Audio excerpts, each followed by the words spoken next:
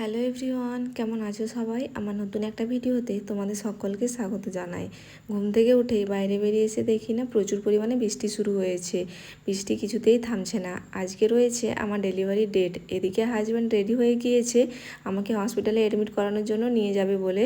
যেহেতু বৃষ্টি কিছুতেই থামছে না, সেই জন্য বললো যে তুমি রেডি হয়ে থাকো, আমি পরে এসে তোমাকে নিয়ে যাব। যা যা ফর্মালিটি রয়েছে সেগুলো আমি কমপ্লিট করেই আবার ফিরে আসবো। এদিকে তোমাদের দাদাভাই রেনকোট পরেই বেরিয়ে গিয়েছে। আর আজকে হচ্ছে আমাদের জীবনের স্পেশাল দিন, যেই দিনটার জন্য আমরা দুজনে প্রায় 9 মাস ধরে অপেক্ষা করেছি। সেই দিনটা আজ আমাদের জীবনে চলে এসেছে। আমরা ভাবতেই পারিনি যে আর কয়েক ঘন্টা পর আমরা আমাদের ছোট্ট সোনাকে দেখতে পাবো। এদিকে আমি স্নান সেরে রেডি হয়ে গিয়েছি, এখন বসে পড়েছি খেতে। মাছ ভাজা, আলু সেদ্ধ, ডাল দিয়েই খাওয়া দাওয়া করে আমি এখন বেরিয়ে পড়বো হসপিটালের উদ্দেশ্যে। আর তোমাদের দাদাভাইও চলে এসছে, আর এখন বেরিয়ে পড়েছি তোমাদের দাদাভাইয়ের সঙ্গে।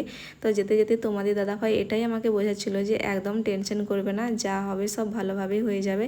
তো ফাইনালি তোমাদের দাদাভাই আমাকে অ্যাডমিট করে দিয়েছে হসপিটালে। আর এরপর থেকে আর কোনো ভিডিও শ্যুট করতে পারিনি।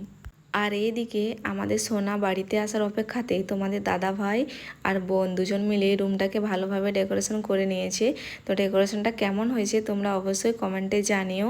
রুমটা বেশ সুন্দরভাবেই সাজানো হয়েছে। 2023 সালের 16ই ডিসেম্বর ওই ম্যাজিক্যাল দুটো লাইন দেখে আমরা সত্যি দুজনে খুব খুশি হয়েছিলাম। ভাবতেই পারিনি আজ দেখতে দেখতে আমরা বাবা মা হয়ে গেলাম। আসাম আর্মি হসপিটালেই আমাদের সোনা হয়েছে, আর আজকে আমাদেরকে ছুটি দিয়ে দিয়েছে, তাই তোমাদের দাদাভাই আমাদেরকে নিতে এসেছে। আর সোনা তার পাপার কোলে চেপেই হসপিটাল থেকে গাড়িতে উঠবে। আর এদিকে আমরা গাড়িতে উঠে পড়েছি। হসপিটাল থেকে প্রায় 4 দিন পর বাড়ি ফিরছি। মনের মধ্যে খুবই আনন্দ হচ্ছে। আর পরিবারের নতুন সদস্য আসায় পরিবারের প্রত্যেকটা সদস্য ভীষণভাবে খুশি হয়েছে। আর এই প্রথম আমাদের সোনার কোয়ার্টারে প্রবেশ। আর সোনা আসতে না আসতেই বড় মার কোলে উঠে পড়েছে। আর এদিকে বোন গেটের মধ্যে বেলুন কিছুগুলো বেঁধে রেখে দিয়েছে, বেশ সুন্দরই লাগছিল গেটটা দেখতে। আর হ্যাঁ, একটা কথা না বললেই নয়, পুরো প্রেগনেন্সি জার্নিটাতে যে মানুষটা আমাকে সবচেয়ে বেশি আগলে রেখেছে সেটা হলো আমার হাজব্যান্ড। তো সোনা তার পাপার কোলে চেপেই বাড়িতে প্রবেশ করছে। তো চলো তোমাদের বলে দিই যে আমাদের বেবি বয় হয়েছে নাকি বেবি গার্ল হয়েছে। তো আমাদের বেবি বয় হয়েছে। তো ফাইনালি আমরা আমাদের ছেলেকে নিয়ে বাড়ির মধ্যে প্রবেশ করে ফেললাম।